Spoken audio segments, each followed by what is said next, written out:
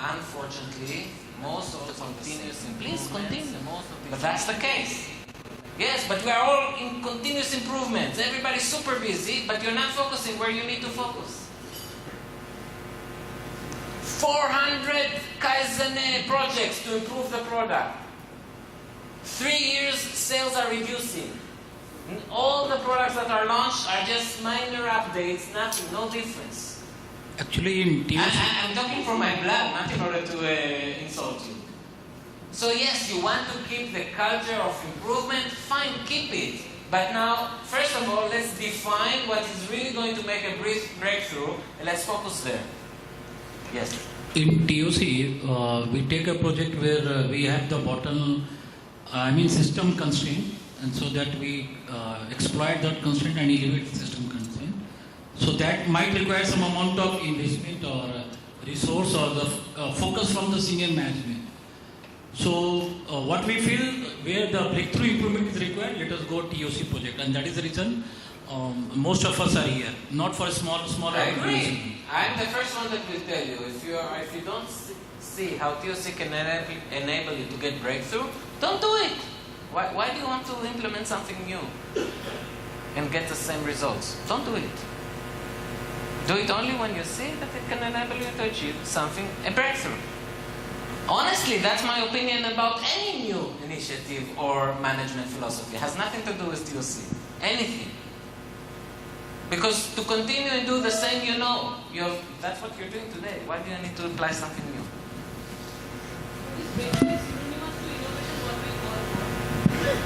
Breakthrough is not synonymous to innovation, not at all. Most innovations fail and don't result in any breakthrough. But you would agree that some of the process improvement requires continuous approach, like people engage in what day-to-day they are doing, daily work management. So how you suggest them to improve their efficiency and effectiveness in the process unless they engage in a continuous improvement culture?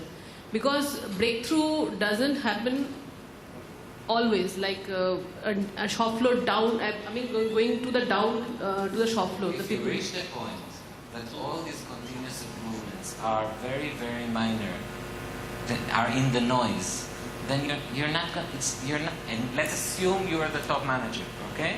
You're not doing your job. Your job is not to make sure everybody is continuously improving.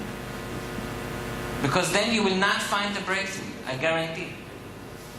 I guarantee. Everybody's super busy, everybody feels that they are improving, but at the end of the day, no big results.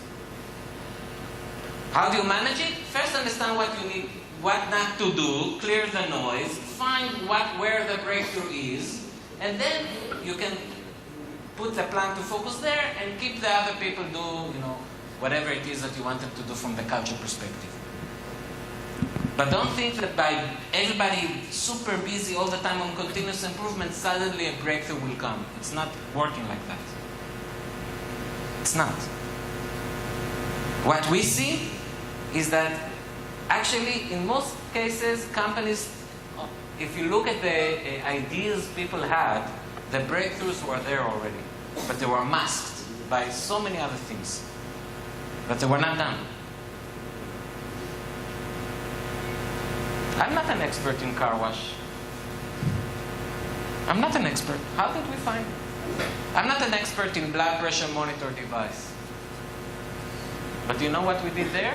We said, what's the primary value that you want to give to the customer? In Omron case, what is the primary value?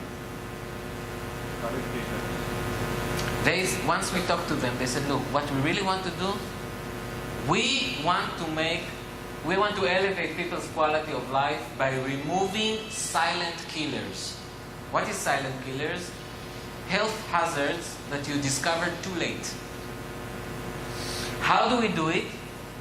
We want our equipments to make medical tests much more accessible, affordable and usable, to the extent that we make people switch from checking their health to monitoring their health. Everybody with me? That was, if you want, the overall vision, mission defined from customer perspective. Now we look at all the product development and efforts and we say which one can enable us to do it. Is blood pressure the only medical test we can make much more accessible? How many other medical tests we can make much more accessible? Think about it. I'll throw you a hint. Today, when you want to have your blood checked in order to find many terrible diseases, etc., you need to go to a clinic, right? And then they pump the entire, how do you call it, tube? They take the tubes. Do you know how many of the blood in each tube is really used in order to check your blood? Today, with today's technology. You know how much? Few drops. Why do they have to take a whole tube if they just need few drops? That's because the previous technology used a centrifuge. They had to, but that's no longer the case. It's just the entire infrastructure is there. Can I make medical tests of blood much more accessible? Not for any blood test, but for enough of them, and just take few drops. And if I just need few drops, do I need a person to go to the clinic? Hello. You see how the scope is much wider for breakthroughs? Everybody with me? Again, I'm not saying don't have continuous improvement. But if that's the only thing you're doing, if you don't know where is the breakthrough and how to focus on it, and you just think it will come out of the continuous improvement, you're taking a big risk. My opinion. Did I insult you? I'm sorry if yes. You look upset. No, I feel, the conflict is there in terms of management versus operational level. So while the continuous improvement, we are little, understanding it at the same level that what should be there. Continuous improvement versus breakthrough improvement. No, it's not the case as such. What is, I am taking from your view. There is a step in the process that somebody is looking at all the suggestions of how to improve. Right? Right. You're not just letting everybody do whatever they want. So when you look at all these, apply these indicators and choose the right ones. It's very simple. And don't think the breakthrough will happen just because of continuous improvement. I will say it even differently. Have a continuous improvement after you're doing the analysis and understanding where the breakthrough will come from. I don't want continuous improvement to make the blood pressure monitor more accurate. It's good enough. I want the continuous improvements to find how to make medical tests much more accessible. That's where I want the continuous improvement. Focus. What is focus? I know it's difficult, but it starts with what not to do.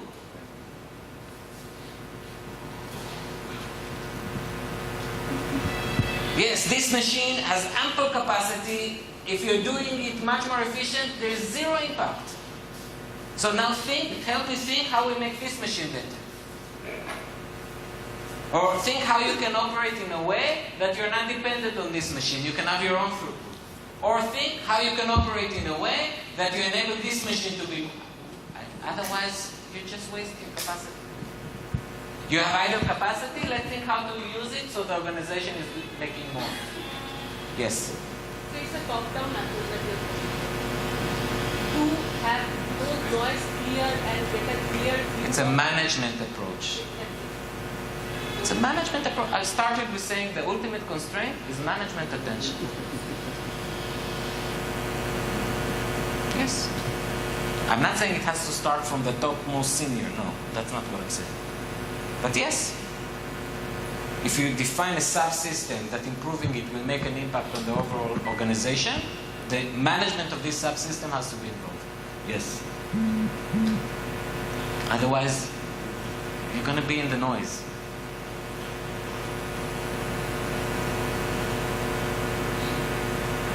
Everybody with me? I'm sorry that I'm talking so much, in passion. It's lunchtime, you will be sleepy. We are 4 out of 10. Can I continue, or is it interesting? If I'm too pushy, then tell me. Okay, the IT example, I will say it very quickly. I don't want to go too much into it. It's again one of our customers in South America. I don't want to say the region. Big economy in South America. And This is an IT department of a big financial company that provides insurance and banking services in a huge company. And this IT department is catering to all the IT projects. A lot of what they do is outsourced, but they monitor it. They have their own programmers as well. To all the IT services in this huge, I would say corporate, because it has a lot of businesses. Now, if you know something about IT departments in big corporates, there is something which is usually taken as a given, and it's right. It's always a constraint. In other words, the demand will always exceed the ability to deliver. In their case, they had so many channels that introduced more and more IT projects to their department. For example, in the attempt to be more competitive by providing better services on such a multiple variety of services, a lot of it has to do with IT solutions. So now it's introducing a lot of IT for the right reasons. I'm not saying for the wrong reason. In addition to that, in this country, the state government continuously introduces new policies, and you have to comply with government regulations, which means a lot of IT rework needs to be done on their current IT systems.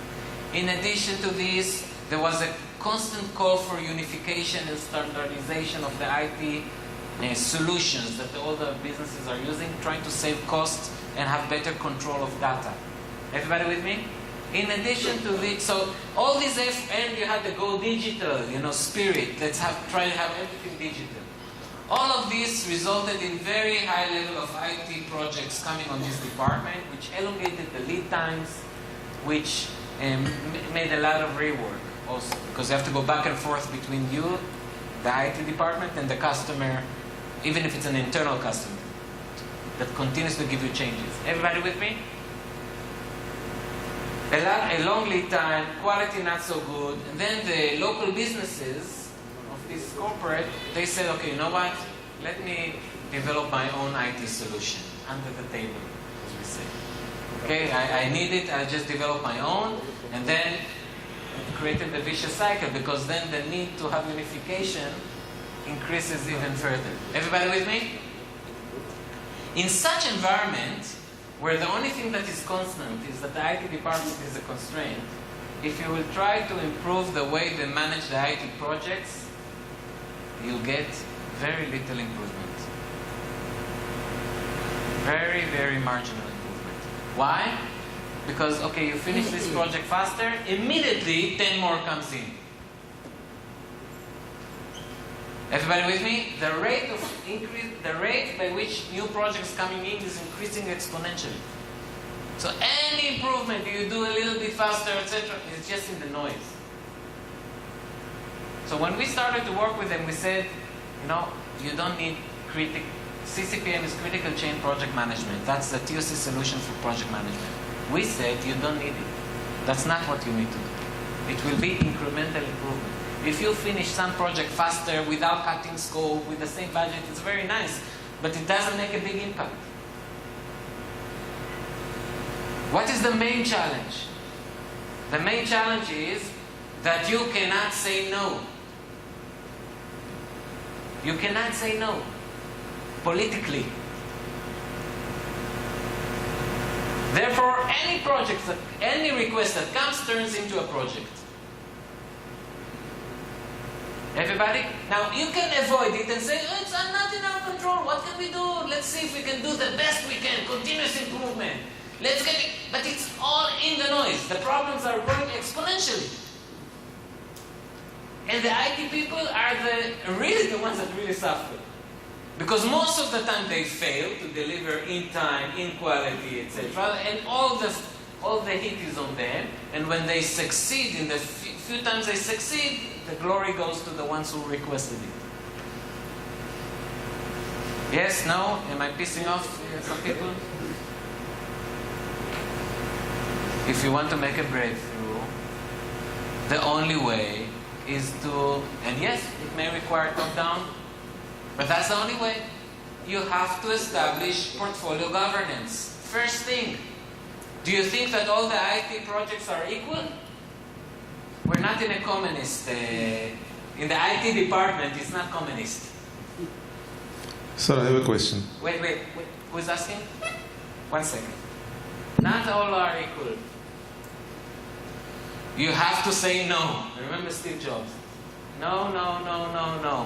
And when you say no, the ones that you say yes will be done in time, super quality, the flow will be better, and then you can do even much more projects with your given resources.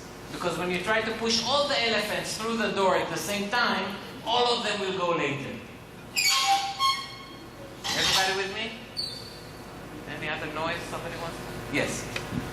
Yeah, we learned from TOC, the last session. The project management is all about uncertainty, handling of uncertainty. So the example which you are giving from IT is basically about uncertainty. I would say because you need more manpower. So let's say, for example, There's one thing certain, you will always be a constraint in this environment. Yeah, so I can understand that the manpower is a constraint in this case. So it's a similar case in a project management situation where you do not know how many projects you will get in a particular time. So because you are bidding for bigger projects, and then it might happen that you might get 4 projects, 3 projects, and depending on the number of projects, you decide the manpower. Because you cannot have enough manpower in your inventory or in your hand. There's another way, and we do it many times like that, to do the portfolio governance. You say, this is the number of projects I can do. Anything above it, I say no to. But you have to say no, because if you introduce it and then you do some of it, you go back into the... No, it is possible to say no after a certain point of time, but some amount of projects are manageable also, and the IT companies, they know also, they are also managing. You have some standby manpower, and manpower recruitment is also possible. So in project management companies, the recruitment happens. When a project comes, the recruitment happens. My question is why is this situation? Because this is a common situation we face in projects. What I'm saying is, if you are not going to limit the number of open projects, or increase miraculous. I never saw an IT department that is allowed to recruit as much as it wants. I never saw such a case. But assume a theoretical case like that. If you are unable to match your load, your manpower with your load all the time, any improvement you will do to manage the project better will be incremental. You have to say no to some projects to have portfolio governance. That's it. That's what I'm saying. Where did I lose it? No, after a certain point in time, I agree with you that you cannot handle many projects and you have a limitation. But then this is an opportunity also. So you are saying we are going through a breakthrough performance. I'm just looking practically, in IT department, in corporate, if you will not know how to say no, and maybe you should not say no, but your management say no. If there is not a portfolio governing mechanism, it's just a matter of time until you go into this reality. Doesn't matter how good you are in managing your projects. Actually, my point was not like this. My point was that in project management, I'm not aware of the IT management situation that much. I'm from a project management background. In a project management, you never know how many projects you are going to execute in a particular year. And the projects can be of various sizes, it might involve various kinds of resources, including manpower. And in project management situation, you have to hire manpower if you need. Yes. And that is after getting the project also it is possible. So far we are aligned. Where are we not aligned? So this is not a new challenge for a project management situation. Are you saying that you're able to manage it without saying no? That you're able to take any project that comes in? To some extent, yes. Then, fair enough, maybe in your environment. It's never the case in IT department in big corporates. Never, ever. Never saw it. Believe me, I worked a lot in this. Allow me, we'll talk later. I also don't believe that it's in your case. Okay, thank you. I'm sure you're also saying no. Not enough. Other questions?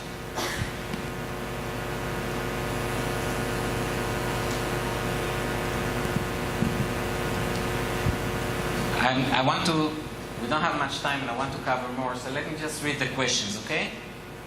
What is the problem that the initiative is trying to address? Will your initiative have marginal or significant impact? If we invest more resources to do more of the same, will it get to breakthrough results? Okay, so if you add more project managers or whatever capacity, is it just going to be the same or will you get breakthrough? You'll be able to do much more projects. Okay?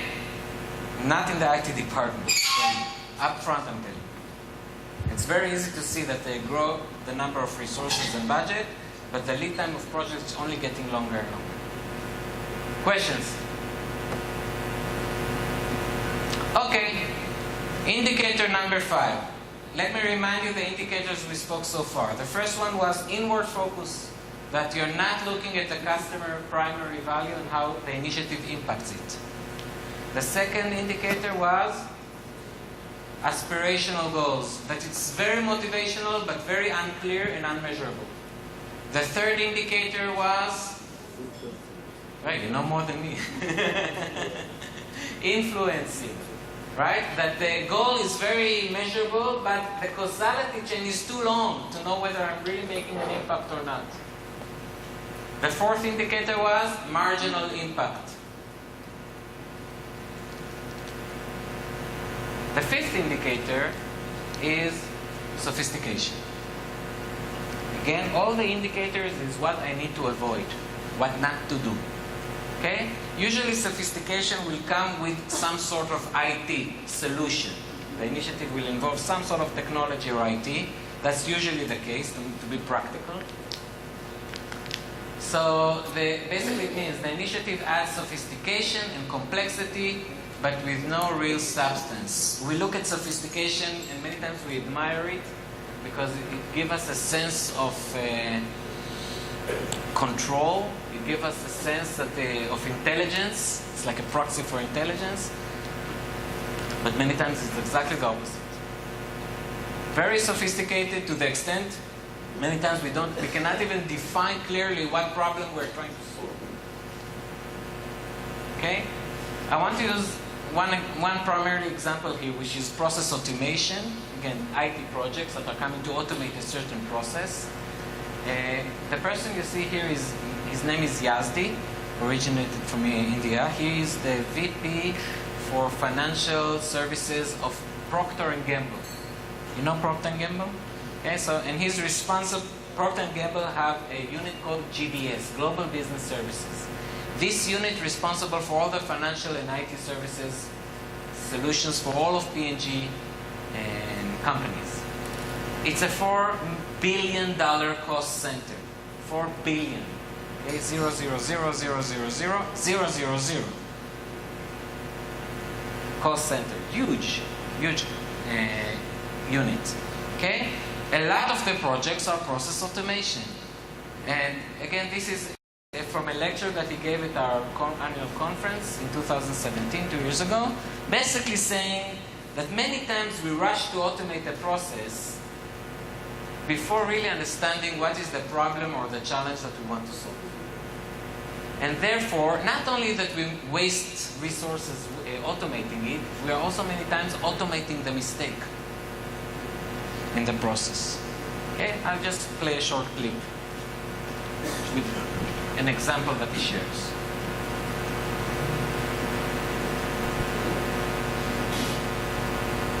Let me first tell you something about Procter & Gamble. It's more than 180 years old.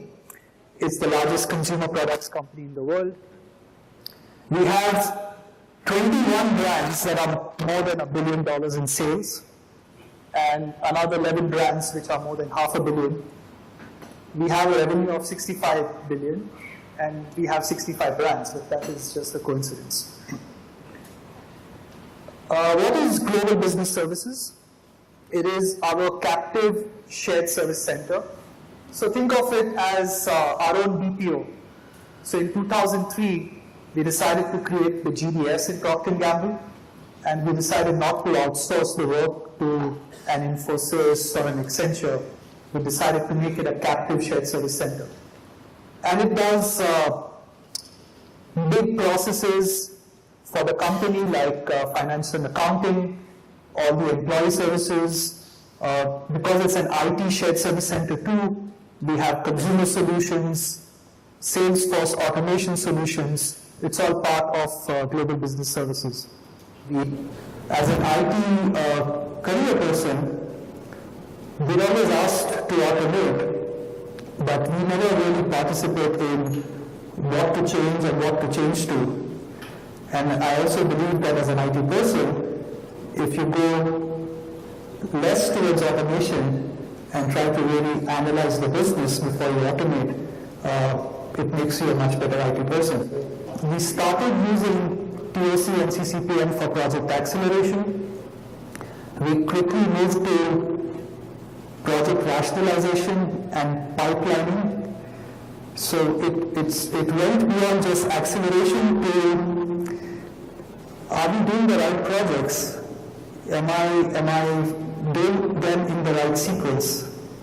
And now what we've started doing is looking at the TOC-TP to look at what is the service strategy. And I'll spend a little time on that.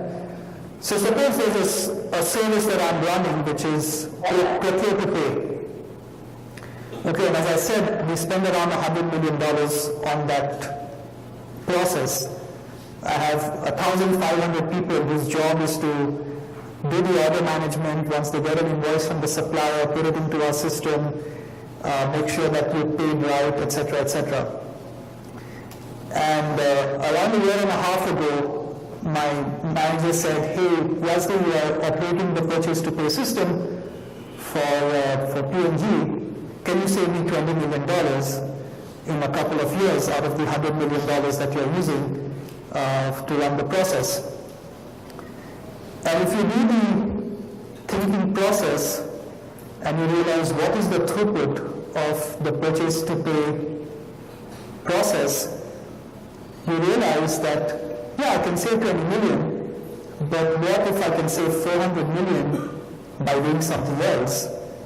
And that 400 million is if I can make the invoices ready to pay in 2 days at average, instead of the current 15 days, and allow the suppliers to get their payment faster by factoring it through a bank.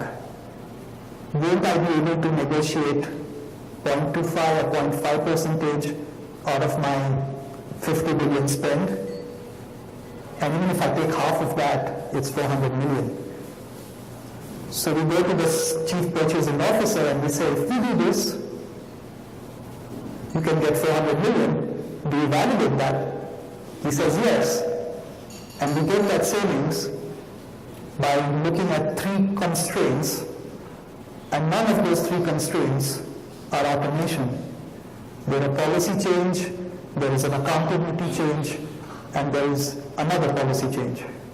Could be done in 3 months. So for me, that's the power of throughput thinking in a shared service organization. To skip in order to finish all the indicators. Does the initiative change a fundamental behavior or rooted policy? Which practices are we going to stop? Which new practices are we going to put in place? How is the technology going to help us implement these new practices? Basically, I'm trying to tell you that automating a process, just automating it, doing it the same, but automating it will usually not give you a breakthrough. You need to understand, are we going to change something that we need to change with this IT tool? Fair enough, everybody? The 6th indicator is counteracting. The initiative tries to compensate or counterweight the problem rather than solving the fundamental problems. So many times we face a dire situation, and then because of it's so problematic, we just take the problem as a given. And then we put our initiatives to deal with it are basically dealing only with the symptoms of the problem. We're dealing with the symptoms rather than with the fundamental problem that we need to solve.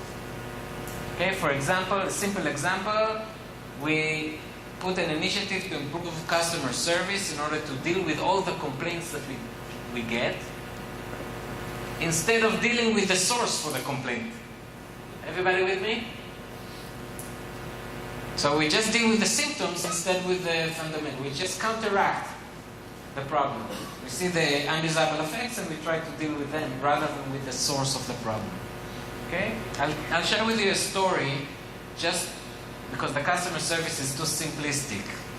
I'll share with you a story just so you see how often we face a scenario that we deal only with the symptoms, not with the core problem, and because of that, not only that we don't make a breakthrough, we are putting ourselves in a downward spiral that our performance deteriorates more and more because the problem gets bigger and bigger.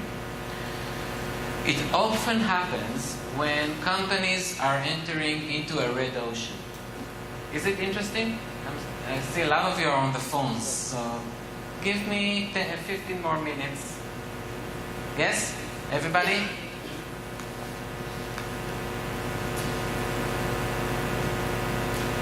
You know, every company at some point will face a situation where the product became obsolete.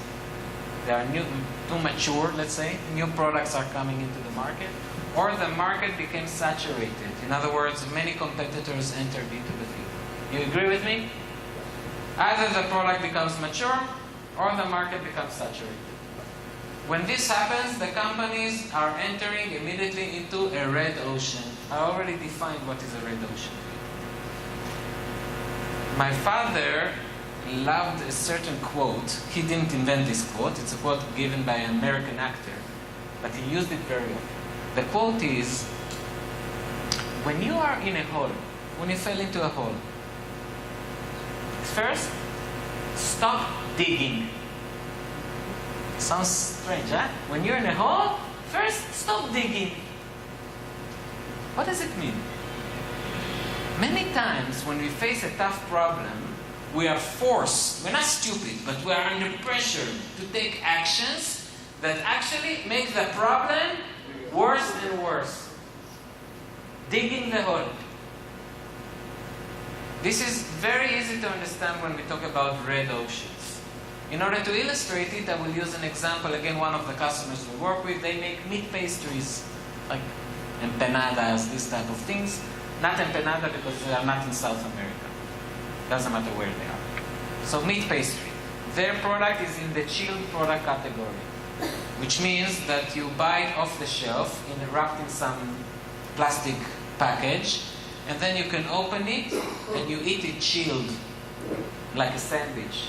And then you can eat it chilled, or you can put it in an oven for 20 minutes and it has superior taste. And it's sold in groceries and retailers, in the same section where you have all the sandwiches. On the shelf, it has 6 months shelf life, as long as it's inside the plastic bag. Now, they had a very strong brand, and they're doing quite well. Okay? 3 digits, millions of whatever currency where they operate. So they're doing very well. And everything was nice until about 3-4 years ago, where the retailers that sold their products decided to launch a private label. Do you know what's a private label? This is a brand that is owned by the retailer himself. Usually when retailers decide to launch a private label, they make sure that the product is cheaper than the current branded product. That's how they want to sell more. Everybody with me? So right there on the shelf next to your brand, there is a much cheaper option, a private label one, owned by the retailer. And of course it means you get a first hit because your sales will start to reduce. Now if the private label works, if your brand is not strong enough, then you get the second blow because the retailer will come to you and say, hey, you want me to continue and sell your brand? Give me better margins. Everybody with me? That's exactly what happened to them, which throw them into a vicious cycle. Any company, when it enters into a red ocean, will be in a vicious cycle. The vicious cycle can be different from one company to the other. It's not always the same. This is their vicious cycle. So sales were dropping, as I told you, because of the private label. This, of course, translated to profit reducing. Now you're under a lot of pressure to improve sales. Fast. Sell. How do you sell fast in their environment? Give discounts. They don't call it discounts. They call it promotions, which is a much nicer word, right? Basically means discounts, right? That when they say promotions, it's mainly to the retailer, not to the consumer. Okay? I'll give it to you in a better price, take this. So, they give discounts and promotions, which reduces profit even further. Profit is reducing, now they're under pressure to cut costs. Everybody with me? They did two things. First, they said, okay, I have these strong undesirable effects of the private label. It's the cheaper option. What do I need to do? I need to reduce the price of my product. This is counteracting. This is dealing with the nudie, not with the cause. Okay, let's make our product cheaper so we can compete. How do they make the product cheaper? They said, let's see if we can remove some of the expensive ingredients. What was the expensive ingredient? Meat. So let's see if we can produce it with much less meat inside. Which means basically reducing the quality. And then you have less differentiation. And then sales will reduce even more. Okay, we need to cut costs. Let's also spend less on marketing. Less brand awareness. Sales are dropping. Sales are dropping, you're under more pressure to give discounts. Promotions. You see the vicious cycle? Different companies may have different vicious cycles. If your company, if you feel it's entering or it is in a red ocean, you better understand what is your vicious cycle. Why? Because until you understand it, you will not be able to evaluate what you need to do different. You will only swim in order not to drown, but you will not get out. You got it? You got my point? Okay, in their case, to swim in order not to drown is to reduce cost and to give promotions. But if that's the only thing you do to get out of the red ocean, out of the vicious cycle, it's just a matter of time.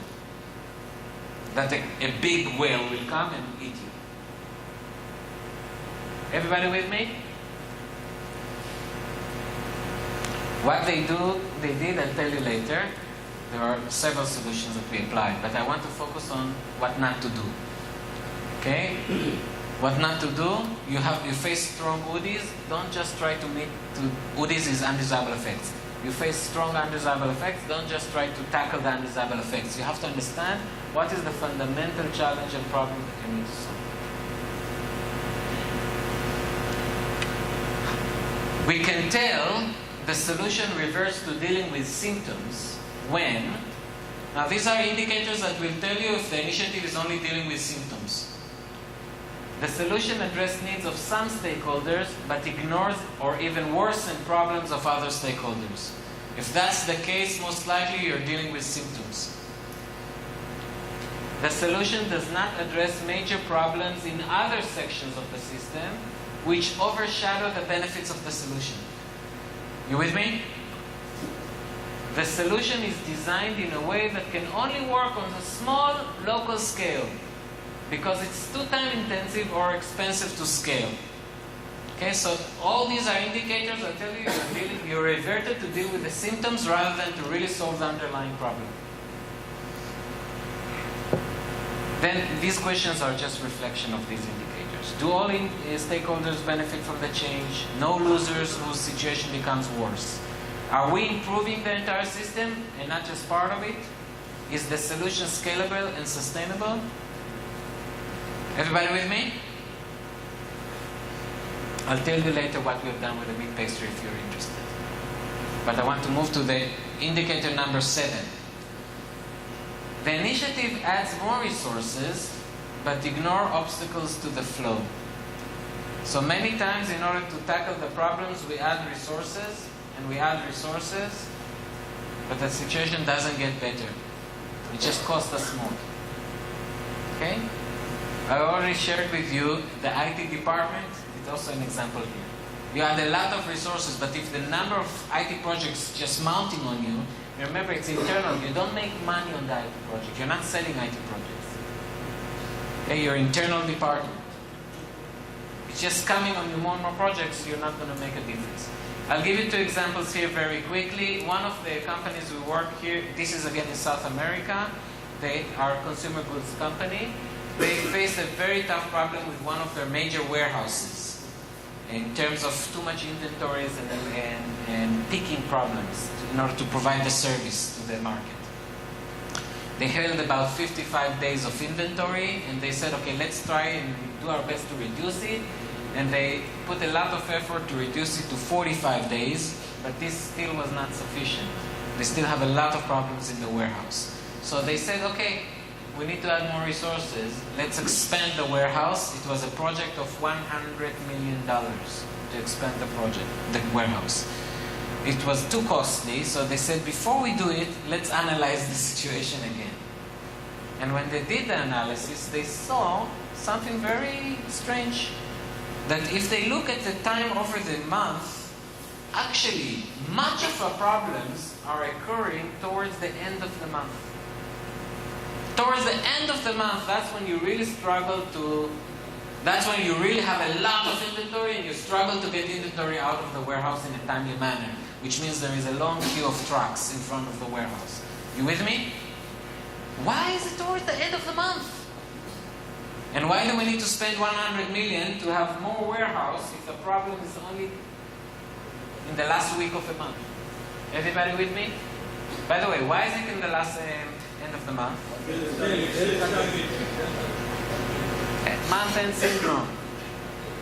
It's so obvious, and nevertheless, why is it so obvious? Because it's so common.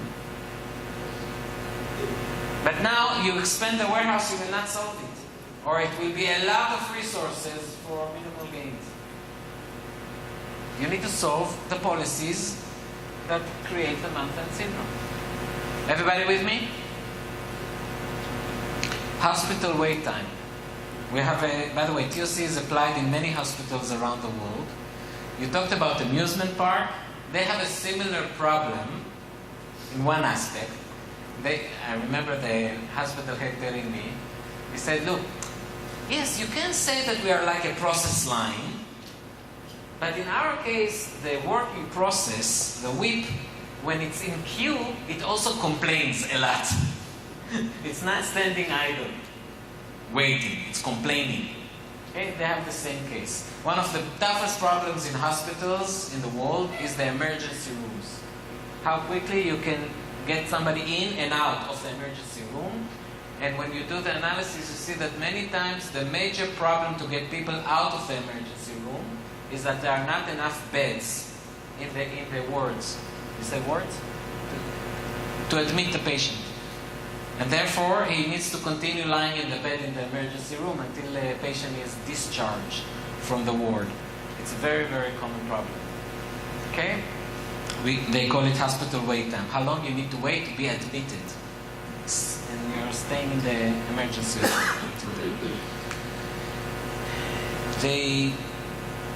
This particular case that I'm talking about, they said, okay, how do we solve it? We need more beds.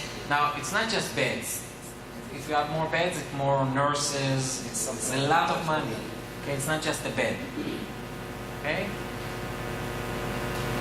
That's more resources. And they added more beds. And do you think the problem went away? Because there is only so much beds you can add from budget or space consideration. Okay, so it was in the noise actually. A lot of money. Not a lot of improvement. What they should do, they need to think, wait a minute, am I discharging the patients as fast as I could? How many of the patients can be discharged? Health, no problem. Of course, you will never, never, ever compromise health. Okay? But how many patients, if I only look at health, they can be discharged, but nevertheless, they are here occupying a bed? And then you see an amazing number. If you do the true analysis, nobody will admit it. You see a number which is in the 20%. Why they are there? Not because somebody is bad. Why they are there? Because in order to discharge this person, you need a signature by this expert. Where is this expert? He's busy somewhere else. He will only come tomorrow. I cannot discharge before. Or in order to discharge him, I need the insurance to give me a signature. Or in order to discharge him, I need the nurse to sign all the papers. Or I need the family member to sign. It's an administration process. You need a full kit to discharge a person. Thank God, I think it's the right reason. We don't want people just to make a judgment call. But because of this full kit that needs synchronization, all the boxes need to be ticked. Many people, yes, they could be ticked, but the person, they were not ticked on time. Everybody with me? So they stay another day or 2 days. Everybody understand? Can I do something about it? Of course, yes. If I focus on how do I get the patients discharged. Everybody understand?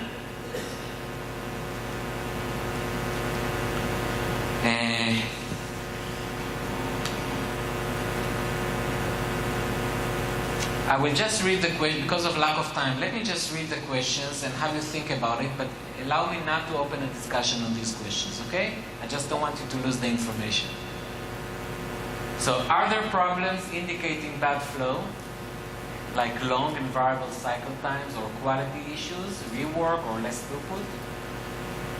Will improving flow help us solve the business challenge? Because sometimes there is flow problem, but I should not focus on flow. I have a problem in demand creation, not in flow. If I do things faster, more reliable, or more efficient, the business will not be much better. Everybody with me?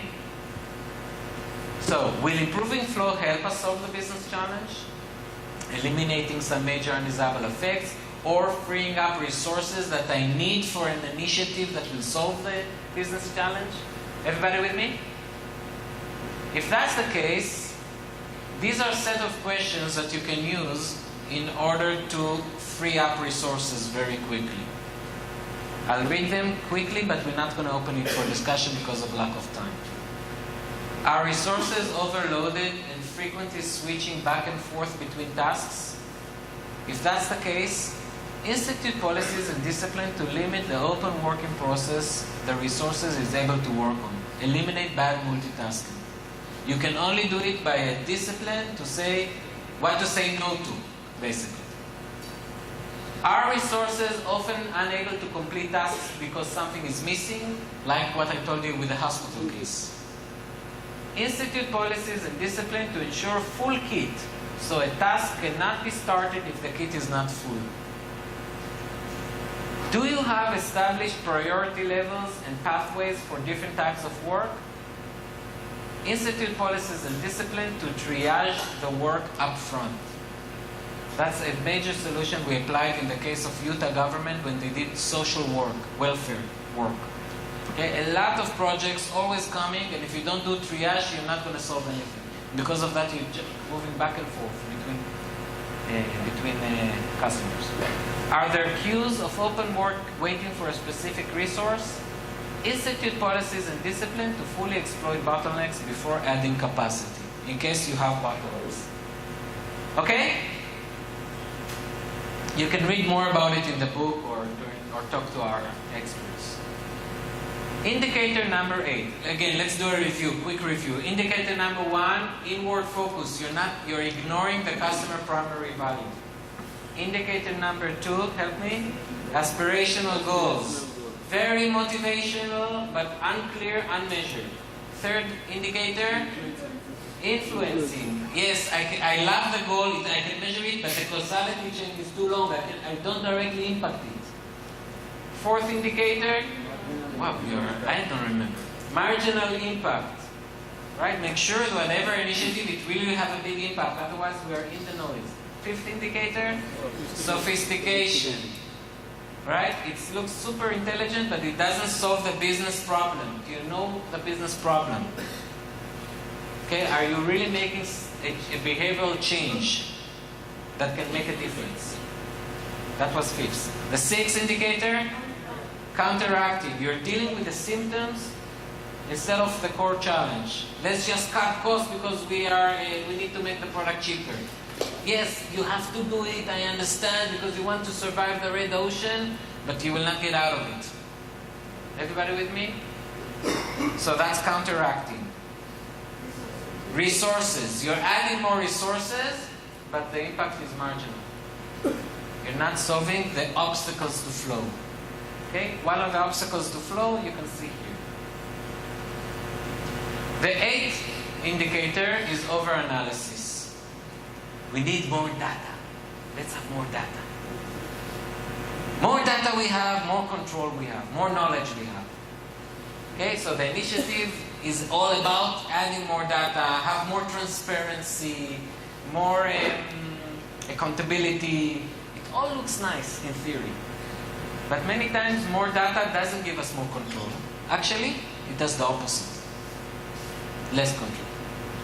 Okay? I'll use it very quickly. In a hospital, I will skip the hospital example. Let me talk about project planning. Okay? A lot of the efforts to improve projects execution or management, let's have better project plan. Let's have thousands of tasks in our charts, in our Gantt. And each task will have clear definition of how many resources it needs and how much money it needs. Gantt, project Gantt. Now, if I have it, do you really think that it will make the project faster? Can I really understand? You know the phrase, there are so many trees, I cannot see the forest. I lose the big picture. I lose where I need to focus. Where is the major constraint? Not all elements of the system are of equal importance. Trying to control and measure every element of the system distracts you from dealing with the few things that really matters. Define the minimal number of changes that can control or impact your system performance. Avoid over-detailing your reality. You know that you are over-detailing if it's get harder and harder to see the forest through the trees. Okay? The key questions are, what is your system main constraint? If you are unable to answer it, then you're in over-detailing. What do you mean see the forest? Understand where is the key challenge. What is your system main constraint? The one thing that dictates the performance of the entire system. Recall our discussion about the amusement park. The first thing I asked him, okay, how much queues you have? You have a problem of queues or a problem of bringing people in? Ah, you have queues. Okay, let's think about queues. Also, let's think, do you have times that you don't have queues? Off-peak hours? Off-peak hours, the amusement park can work? Yes. Now I know where the initiative should focus on. How do I handle the queues, if I can? You said no. Let's see. Why to assume up front? How do I handle the queues? How do I bring them on? How do I bring customers in off-peak hours? If I can do anything here, I can make a breakthrough, not a marginal impact. Assuming that's where your constraint is. Okay, the constraint could be in other areas, quality, maintenance, demand. Okay, but that's different. If the constraint is there, we need to do something else. Everybody with me? What are the policies and action plans that would maximize performance given the constraint? What are the few key measurements that indicate that the system is improving? Indicator number 9. So number 8 was over-analysis. Number 9, your initiative relies on long-term detailed forecast and predictive models. So you have an initiative, and the essence of the initiative is, let's have a much better forecast or prediction model. Because we need to deal with uncertainty. Of course, by the way, there are only 3 major challenges for management. If I would need to generalize all the obstacles that waste management attention, I will come to 3 obstacles. The first one is complexity. We talked about it. Complexity. The second one is uncertainty. And the third one are conflicting requirements. That's the challenges that call for management. How to manage the complexity, how to manage the uncertainty, how to manage the conflicting requirement, and get more and more and better results. Okay? This indicator talks about how we usually deal with uncertainty, by trying to have certainty. But, sometimes you cannot have certainty. The way is not to try and have a better crystal ball. I'll use an example. Pesticides. You know what's pesticides? Crop protection chemicals, materials, huge industry. One of these giant companies we work with, not in India, by the way, in Israel, they're based, but they work worldwide, very big, in the top 10. They invested about $200 million in a sophisticated IT tool that will give them better forecasting.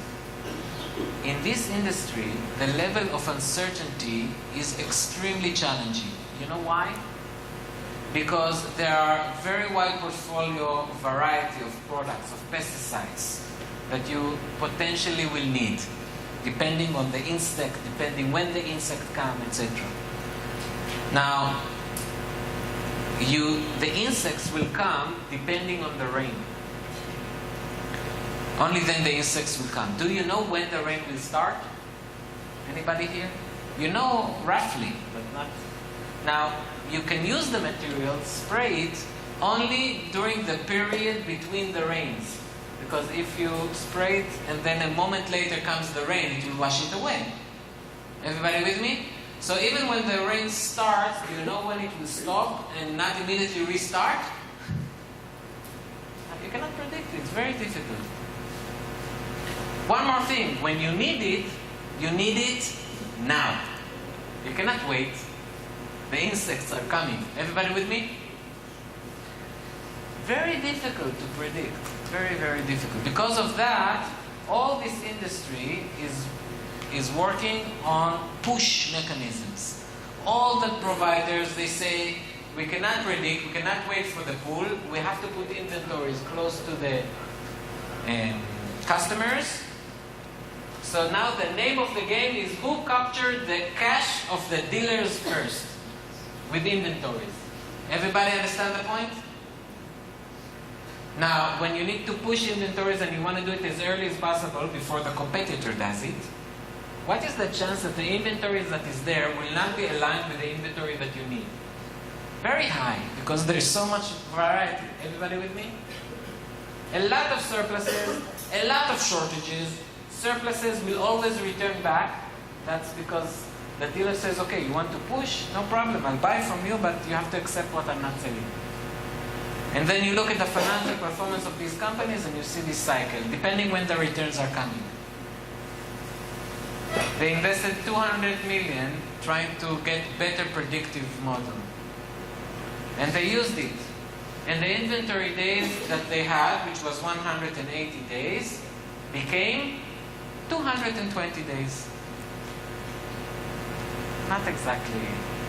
And they're not stupid. Very sophisticated. Israeli, innovative, you know. Instead of trying to rely on long-term predictions, you need maybe to do something else. You need to find how can you read the signals from reality as quickly as possible and then to react to these signals as quickly as possible. And when you do the analysis, you will see something very interesting. You will see that that what really contributes to the time that it takes you to read and react is not technology. It's policies and measurements that companies have. Many times, policies and measurements that different companies have in the supply chain. Okay, the customer is batching the orders before he gives me. I will batch the orders before I give the suppliers, etc. Things like that are causing the lead times to be longer and longer. I'll skip the apparel because of lack of time, but it's quite similar. Improve your organization's ability to execute. Creating nimble system that can quickly react to market forces rather than predicting them will always give you a competitive edge. When you have to use forecasts, but don't try to optimize them. It's a waste. Questions? And now we've reached the final indicator. The final indicator, we call it campaigns. This happens when the initiative is trying to change a certain behavior of people. Saying if we will change this behavior, we'll get a big improvement. Now, many times it's the case, no problem. But the problem is that many times we're trying to change the behavior just by merely educating people to behave differently, without dealing with the cause for their behavior. Everybody with me? The initiative tries to change people's behaviors without solving the underlying cause for their behavior. For example, when I go into companies and I see on the wall a lot of signs encouraging teamwork, this only tells me that there is something problematic about the way the company operates that prevents people from collaborating. Because people would like to collaborate. But something in the measurements or in the policies prevents it. Otherwise, you don't need to put so many signs about teamwork. I'm not against promotion and educating, of course, but this cannot be the only thing. Let me provoke you even more. There's a lot of promotions and about campaigns about water conservation, right? Don't waste water, don't waste water.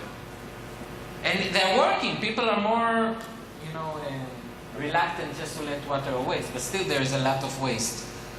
Because as long as water are cheap, what do you think will happen?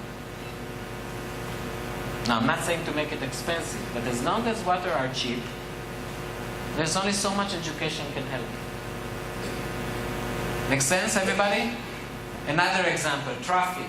Use public transportation, use public transportation. We need to get less cars on the road.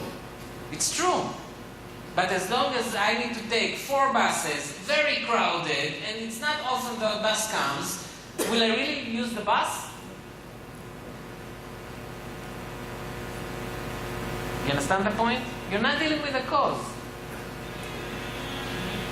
Just with the behavior. Just trying to educate. Make yourself have an interesting exercise, okay? Next time you go into a business, your business, another business, look at the signs of the wall and see if they have like big campaigns trying to educate people to behave differently. And then ask, why do you have this campaign? Is it a big problem? If they say no, then okay, it's just a campaign. But if they say yes, try to understand what is the cause for this wrong behavior. And are they really dealing with it? With the cause. Fair enough, everybody? Let me summarize and then we can go for lunch.